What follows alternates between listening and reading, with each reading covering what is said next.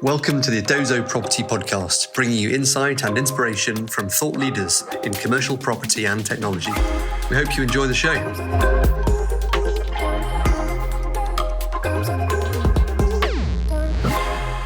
Nick Cuff is the Chief Commercial Officer at Pocket Living, a London-based property developer that creates affordable pocket homes exclusively for local first-time buyers.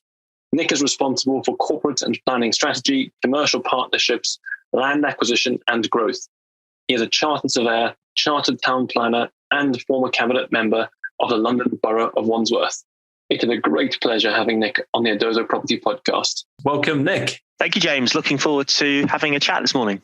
Likewise. Well, Nick, let's kick off talking about you and Pocket Living and your role there. So could you explain to our listeners what you do at Pocket Living? So Pocket is a SME, innovator, disruptor, property developer. We have traditionally focused on a very important segment of the London housing market, which sort of gets forgotten very much in the way things are built, which is first-time buyers. And the way we do that is we take constrained smaller sites and we go for a high-density, compact, one-bedroom and sometimes two-bedroom offer, which we discount to the local market by a minimum of 20%. And we find that on their tippy toes, young Londoners are able to access the housing ladder in that way. No one else really does it. It isn't easy, but it's extremely rewarding. And as you can well imagine, it's extremely popular. We have something like 20,000 Londoners registered to buy with us at any one time. So the customers love it, but we're just not building enough of it. So my challenge and my role is to try and get it to build more. And that comes from finding the sites and also trying to help get the planning permissions and obviously working with my colleagues build them as well. So at the moment, we've got about 15 projects live in the business across a range of parts of London, and we're on the hunt for more. Come rain or shine, good days and bad days, we always find that there's a role for Pocket. Sometimes it's a bit slower, sometimes a bit quicker, but that sort of bedrock of demand just doesn't go away. In fact, I think, I'd say in the time I've been here, it's got bigger and bigger, and the challenges of housing and housing London has got starker and starker. Yeah.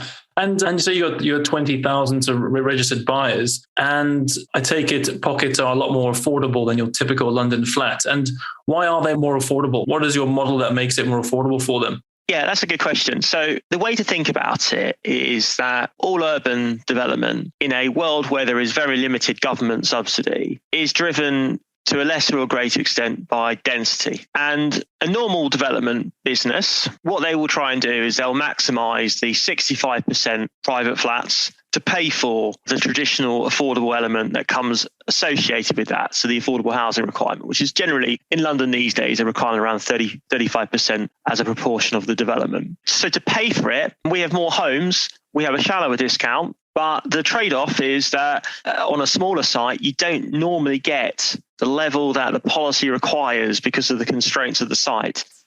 So it's sophisticated, it requires trade-offs and it requires intelligence and pragmatism. But it's a very smart way on smaller, more difficult sites to drive affordable housing. And it works and it's popular, and local councils quite like it. They don't like it everywhere, it's fair to say, but they know that it works. And we've built that business up to do those kind of sites over the last few years.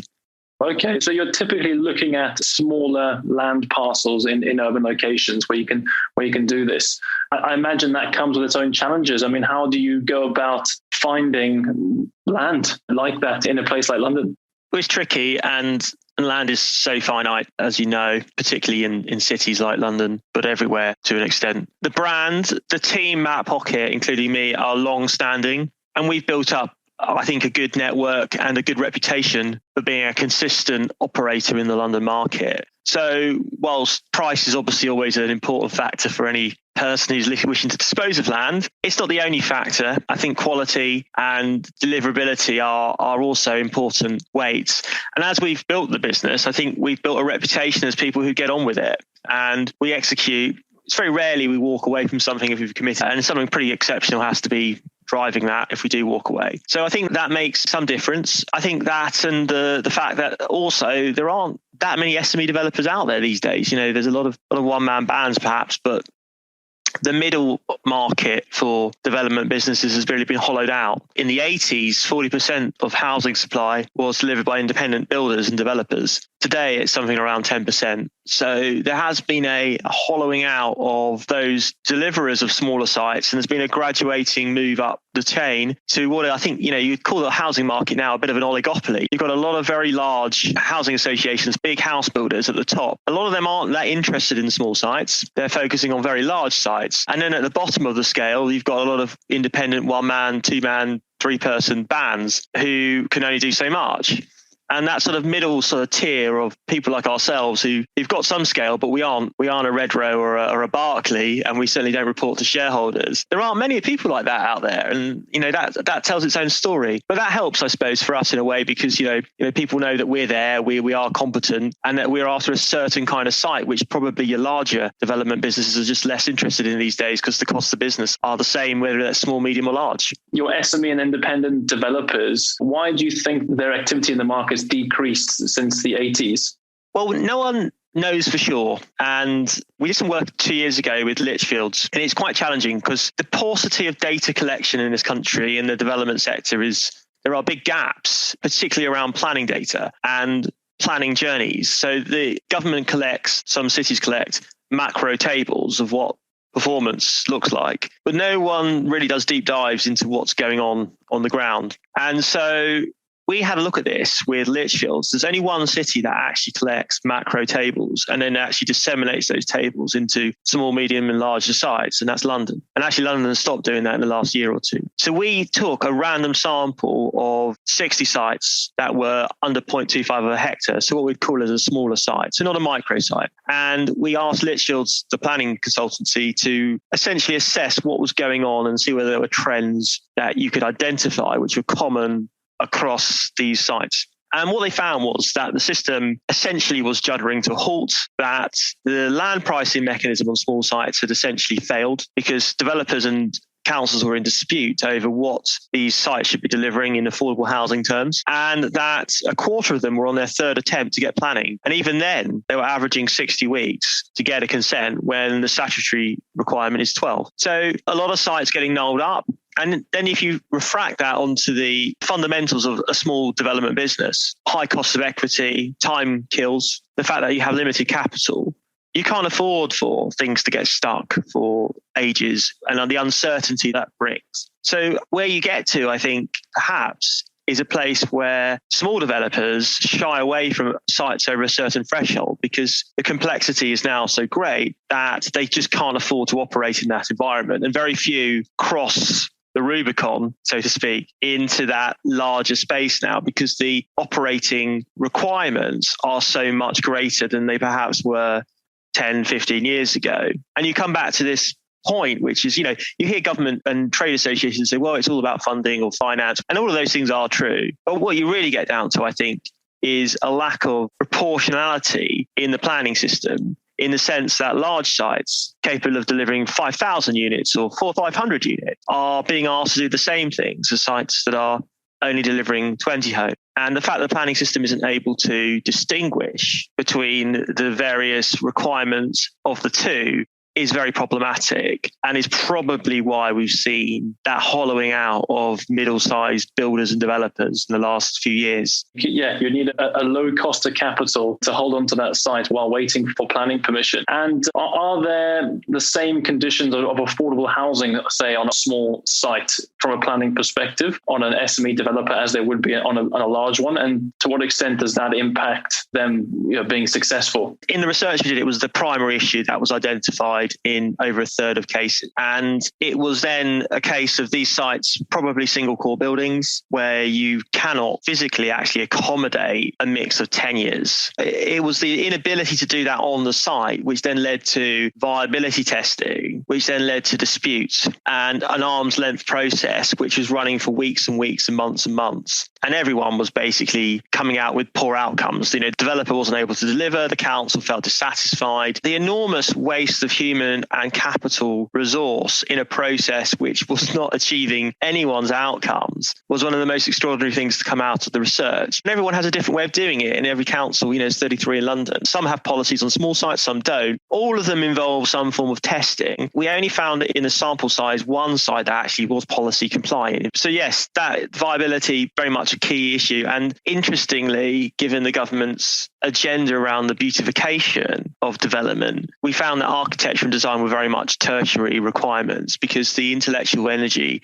had all dissipated from what you would consider to be one of the most important aspects of town planning, which is like building pretty buildings, or perhaps building buildings which are picking up the rhythm of the street. All of that intelligence and know-how, which is right to sit in the planning system, had faded. And instead, the system was now very much a financial exercise of squeezing cash as much as possible out of development businesses, which, if you're a large business, you can pay to do that. You have consultants backing up, legal fees, legal lawyers. You can pay the cost of business to go from A to B.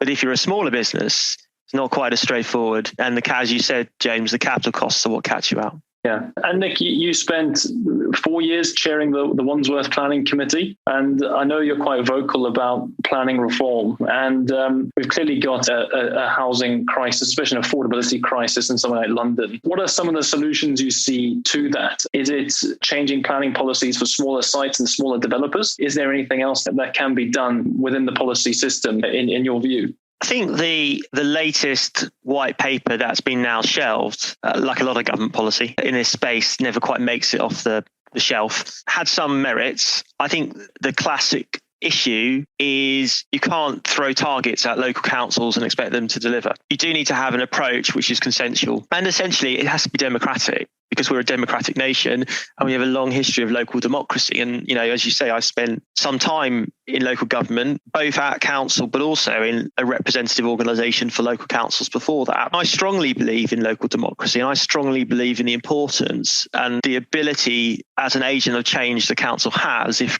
correctly and well managed by a team at a local level. So I do believe local government is an absolutely essential part of the country and the solution.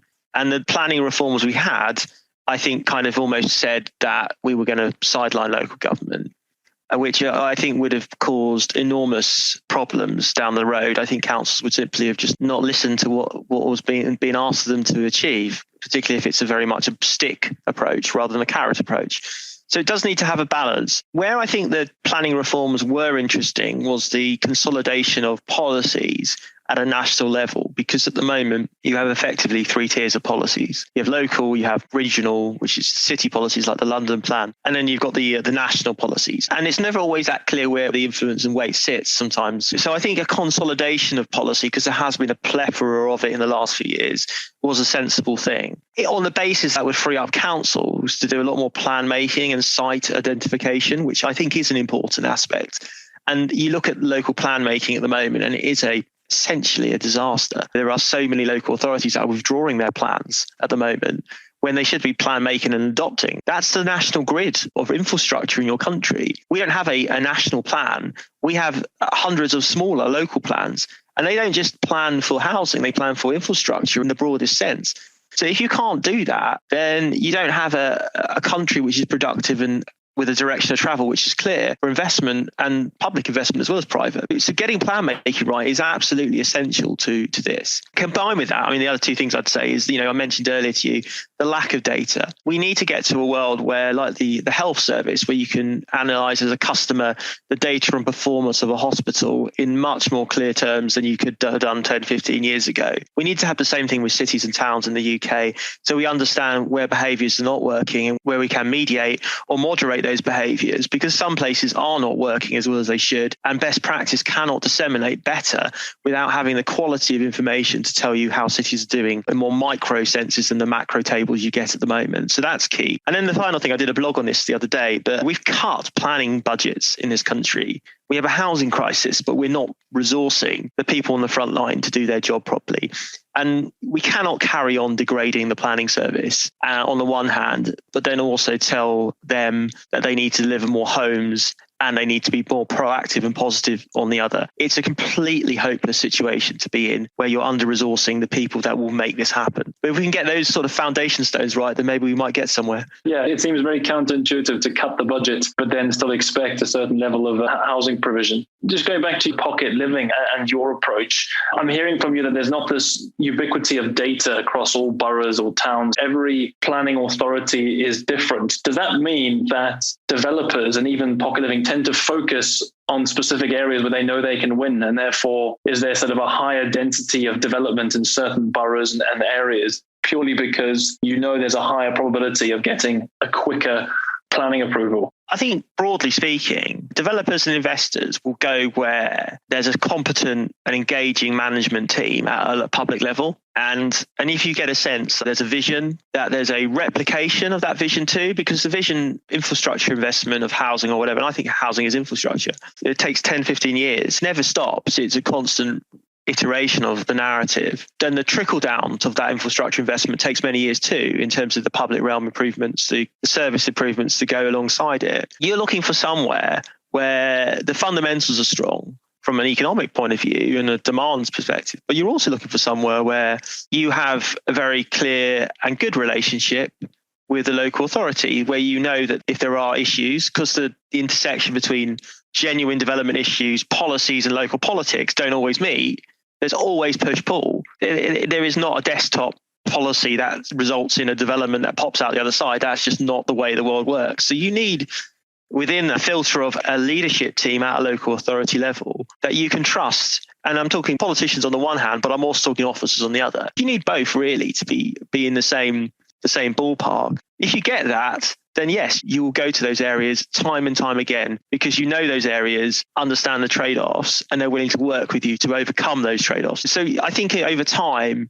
you do see the benefits of those places that can send those messages to the market. And you see then the other areas which sort of fall behind because they just don't have the ability to get it together, or they're too inward looking. And unfortunately, the one thing I would say that counteracts all that is we have a very centralized funding structure in this country. And so the downside to a degree is it doesn't reward good leadership as much as I think it should. Local authorities that build their tax bases should be rewarded better than those that don't really, but we don't have that mechanism in its truest sense in this country like you do maybe in the States. And that means that sometimes, or quite often, you see areas which are essentially punishing investment, not being punished themselves for making those sort of quite poor decisions for the medium longer term benefit or would-be benefit of their communities. And where do you see as the most up-and-coming markets in London? You've got sites all around London. Which boroughs do you see the most opportunity,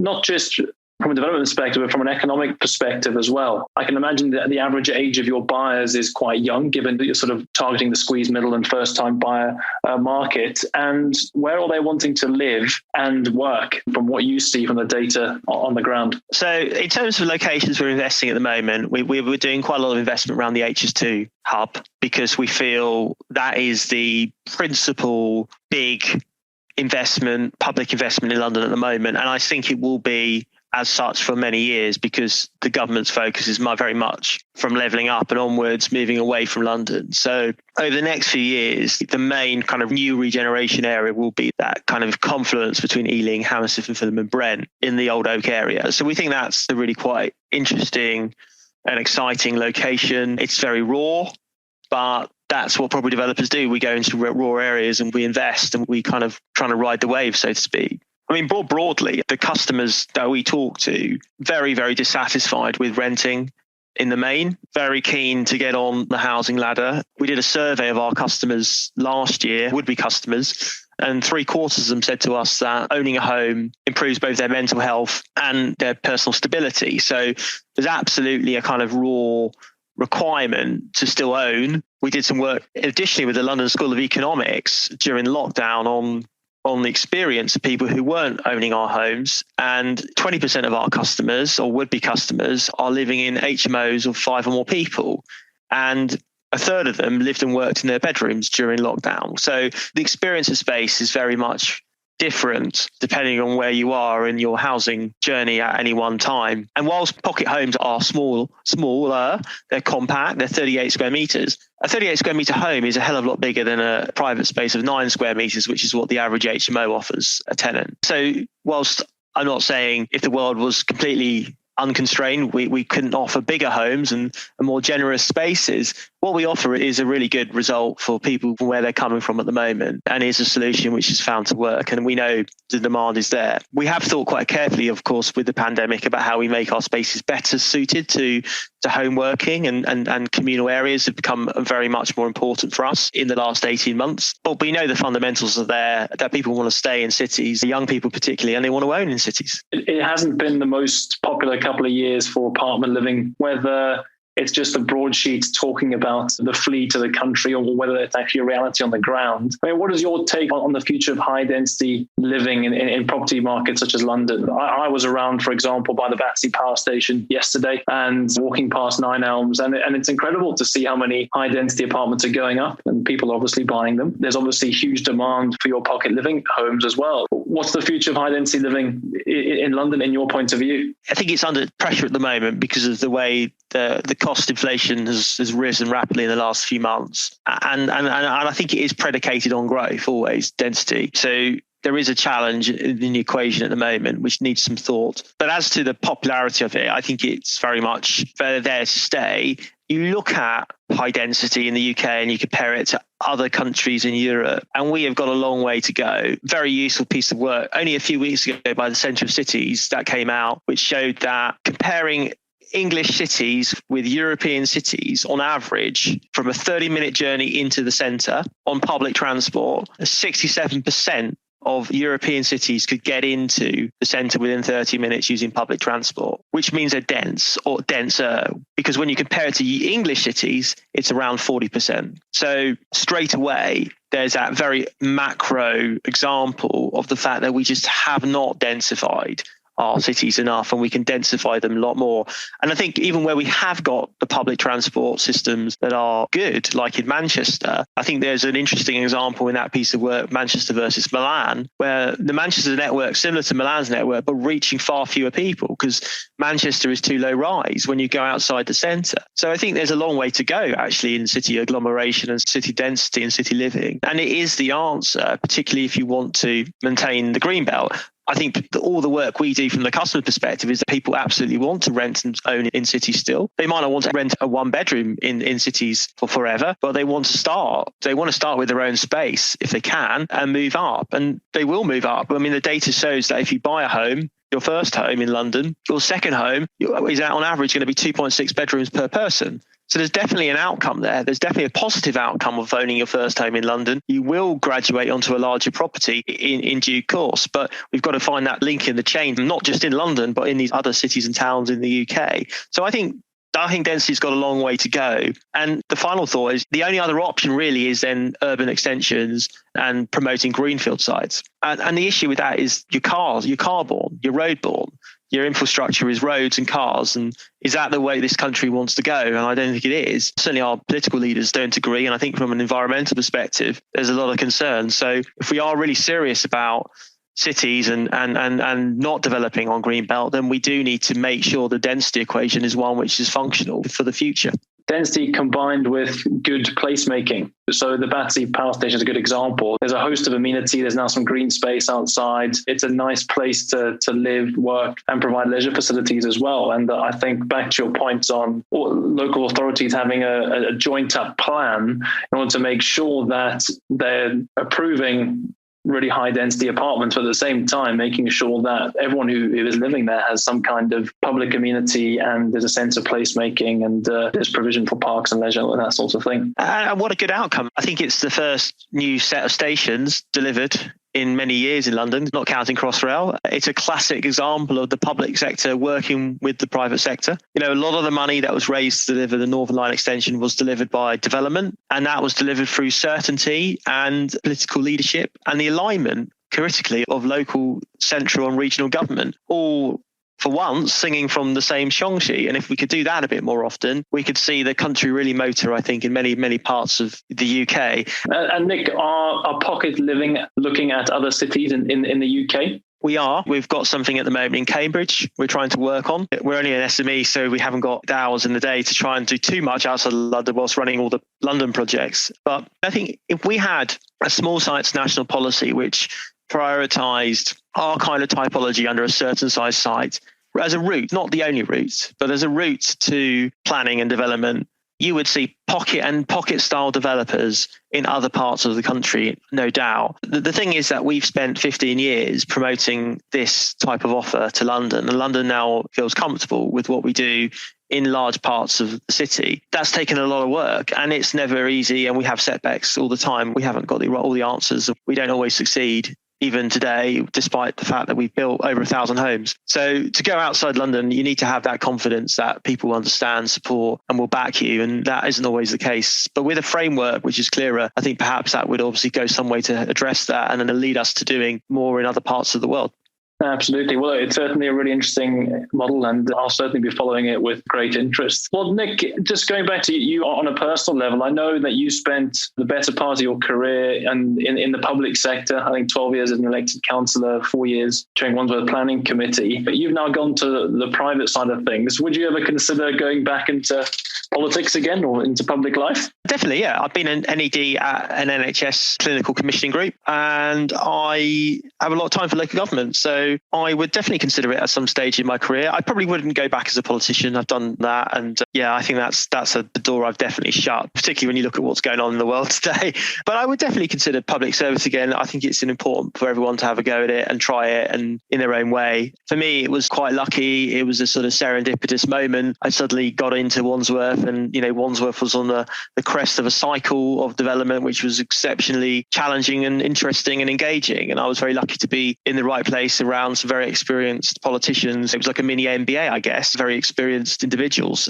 Very lucky, but I probably wouldn't go and replicate that now again, even though I learned a lot from it. But I would certainly consider going back in some form at the right moment once Pocket has done what it needs to do. And I feel like there's a bit more mileage left at Pocket yet. A few more things we need to build and a few more battles we need to win. Oh, nice. Well, they must be lucky to have you, given your experience with planning and the likes. Nick, a huge part of our user base of Edozo's software is in the property industry. We got lots of valuers, agents. We work with developers. Do you receive sites from agents, development sites? And would you want to encourage our user base to send you or your colleagues ideas for sites across the country? Absolutely, yeah. I think the information feed is so important, isn't it? Relationships and information are so key to the business that we operate. So we're always on the hunt for new things, new ideas, new ways of working with people. So we're very open to having a chat with people who work with you and exploring things that they might have and ideas they want to kick around. Just don't expect us to pay over the odds. Yeah, no, fair enough. And are there any areas of interest specifically? We're always interested in London. I mean, London is where we really want to focus. But I think, we're interested in other cities like Cambridge. The next step for us is to try and make it work in somewhere like Cambridge. It has those layers of importance for us. So, young demographic, unaffordable, cycle, car-free culture, urban, but could urbanise more. That just makes it Pocket territory, if that makes sense.